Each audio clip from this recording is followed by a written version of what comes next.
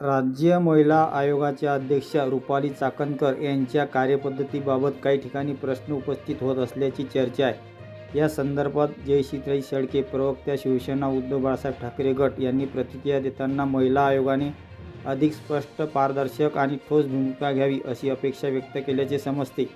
तसेच या विषयाची संबंधित यंत्रणांनी दखल घेऊन आवश्यक ती चौकशी करावी अशी मागणी काही स्तरावरून होत असल्याचे बोलले जात आहे। दरम्यान राज्य सरकार यावर काय भूमिका घेते हे पाहणे महत्त्वाचे ठरणार आहे। तुमचं मत काय? कॉमेंटमध्ये नक्की सांगा आणि अपडेट्ससाठी चॅनलला सबस्क्राईब करा। राज्य महिला आयोगाच्या अध्यक्ष रुपाली चाकणकर एकीकडे फुले शाहू आंबेडकरांची भाषा बोलतात, मुलींना सासरी पाठवताना संविधान सोबत द्या असं सांगतात आणि दुसऱ्या बाजूला मात्र मुलींवर, महिलांवर अत्याचार करणाऱ्या, काळी कृत्य करणाऱ्या भोंदू महाराजांचे पाय धुतात। दुर्दैव आहे राज्याचं की या राज्यातला महिला आयोग हा या राज्यातल्या सर्वसामान्य महिलांना, मुलींना न्याय देऊ शकत नाही।